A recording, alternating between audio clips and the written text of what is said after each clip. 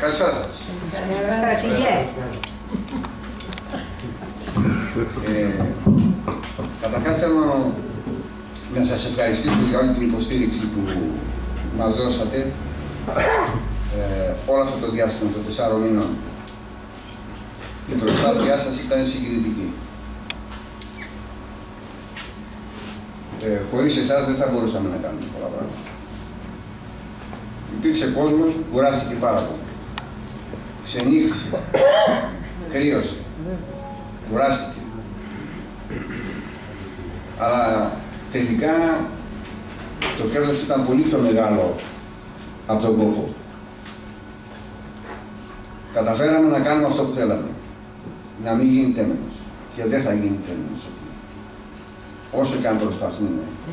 Οι εργολάβοι, οι οποίοι από ό,τι φαίνεται δεν έχουν και τίποτα να κερδίσουν από πλευράς οικονομικής απολαβής, γιατί είναι λίγα τα λεφτά.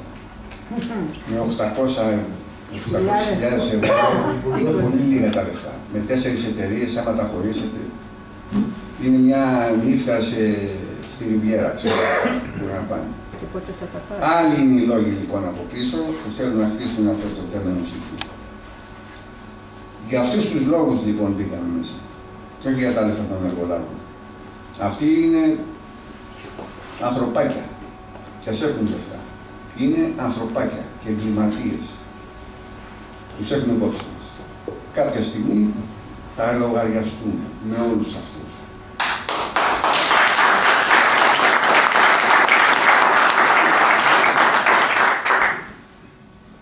Ένα έχω να σας πω.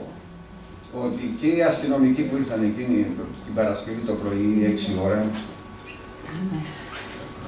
και μετά που πήγαμε να πάρουμε τα πράγματά μας, ήταν φοβισμένοι. Ήρθαν με 5 κλούβες να πιάσουν 5 ανθρώπους. Και ήταν φοβισμένοι. Δεν μπορώ να φανταστείτε. Και πάνω. Και πάνω. Πάνω πλημμύρα. Κάνανε επιχείρηση.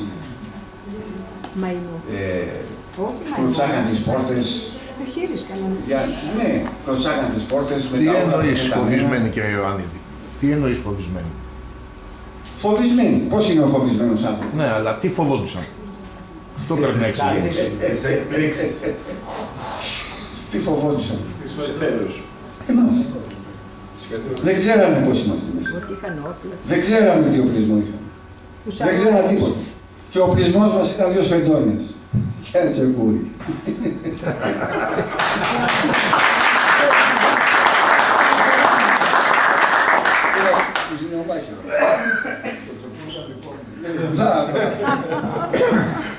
Λοιπόν, ήταν φοβισμένοι, το λέω πραγματικά. Μεταξύ τους ανταλλάσσανε βλέμματα, ψάχνανε, ανακατέβανε, σκύβανε κάτω από αυτοκίνητα. Ο Θεός και η ψυχή τους. Αλλά το χειρότερο είναι που αναστάτουσαν τους άστεγους που κοιμόντουσαν οι άνθρωποι, τους πήραν με τα σόβρα κάνανε. Ίσα που τους επιτρέψαν να βάλουν ένα παντελόνι και τα παπούτσια τους.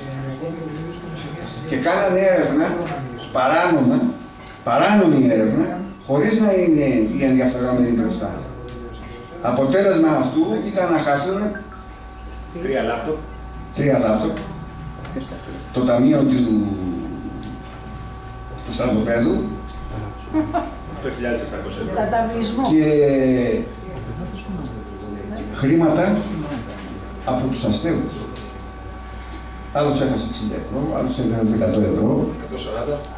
174. Ορίστε, 174. Τα ακούτε μόνοι σας. Αυτοί οι λοποδίτες ήρθαν να πάρουν 174 ευρώ. Και 60 του Μάη. Ναι. 174 ευρώ από ένα φουλαράστρο. Αυτοί είναι οι ξεφτύλες. Και έχουν το θράσος να λένε ότι κυβερνούν αυτή τη χώρα. Αυτή τη χώρα. Ποιοι? Οι υπάλληλοι του Ερντογάν. Που ήρθε εδώ, έστειλε ο Ερντογάν τον υπουργό του να δώσει εντολές να βγουν μέσα. Στρατηγέ, πότε έχουμε τα Ερντογάνια να το ξέρουμε. Την ημέρα εκείνη την βάφτισαν, τα παιδιά την βάφτισαν Ερντογάνια, θα την γιορτάζουμε κάθε χρόνο. Εμείς έχουμε τον τρόπο να γιορτάζουμε τις ημέρες μας. Τρέχοντας, κάνοντας διάφορες εκδηλώσεις στο βουνό, στη θάλασσα, στην πόλη. Τέλος πάντων, αυτοί λοιπόν οι ξεφτύλες παίρνουν κατευθείαν διαταγές από το τουρκικό κράτος. Αυτοί τους δώσαν την παιδεία, αυτοί το εκτέλεσαν.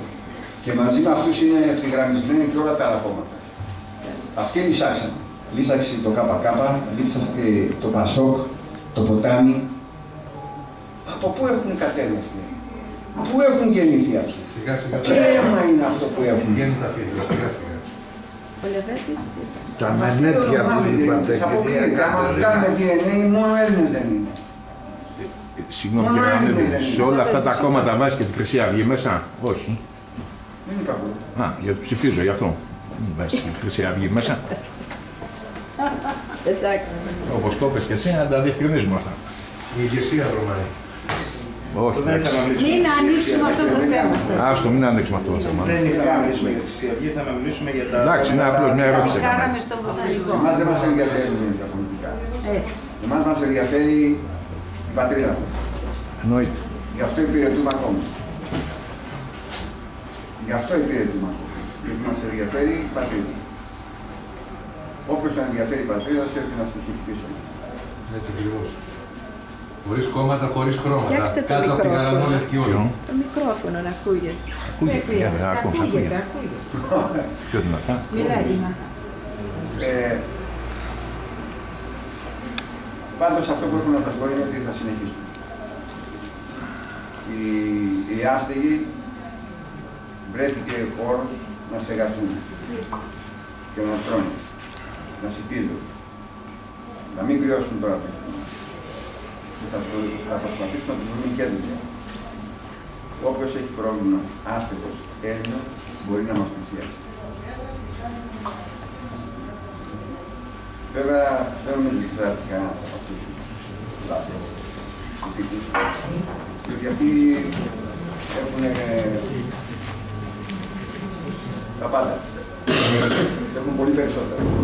Και παίρνουν και αμοιβές, επιδόματα. Και δεν δουλεύουν. Είναι κρίμα τα επιδόματα που παίρνουν αυτοί που δεν δουλεύουν. Είναι περιμεγαλύτερα από το μισθό που παίρνουν τα παιδιά που νέοι δουλεύουν 12 ώρες την ημέρα. Τα δικά μας παιδιά, οι μισθοί τους είναι στα 300 ευρώ, αν είναι και παρακάτω. Και αυτοί τα επιδόματα είναι μεγαλύτερα από τους μισθούς των παιδιών. Το αν δεν είναι έγκλημα. Πέστε μου τι αδιάβαλο είναι. Γιατί μερικές φορές οι λέξεις κάνουν το νόημα. Με αυτούς τους Χατζαβάτες, που ήταν Καραγιώζες. Ο Καραγιώζης είχε και την ευστροφία και είχε και τη βαλικαριά. Αυτοί είναι Χατζαβάτες. Ζήσουν τις ώρες του Σουλτάνου. Έχουν καταρρύψει κάθε έννοια εκφράσεων. Την Τρόικα την κάνανε θεσμό. Ξεχνάνε τι σημαίνει θεσμός. Δεν ξέρουν τι σημαίνει θεσμός, γι' αυτό και την Τρόικα την είπαν θεσμό. Οι άνθρωποι είναι αγράμματοι, είναι άθεοι, είναι απάτριδες. Είναι τα τρία άρθρα. Τέλος πάντων, ο αγώνας συνεχίζεται. Εμείς θα το συνεχίσουμε. Όχι αυτή την Κυριακή, γιατί τρέχουμε στο μαραθώνιο που γίνεται. Την άλλη Κυριακή έχουμε άσκηση στο βουνό, 24 ώρες, νυχτερινή. Και θα συνεχίσουμε να είμαστε πανέτοιμοι όποτε και όπου μας χρειαστεί η πατρίδα.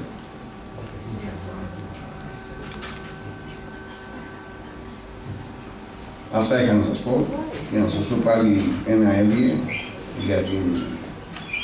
για τα κουράγια σας, την υποστήριξή σας. Σας ευχαριστώ. Γεια σας.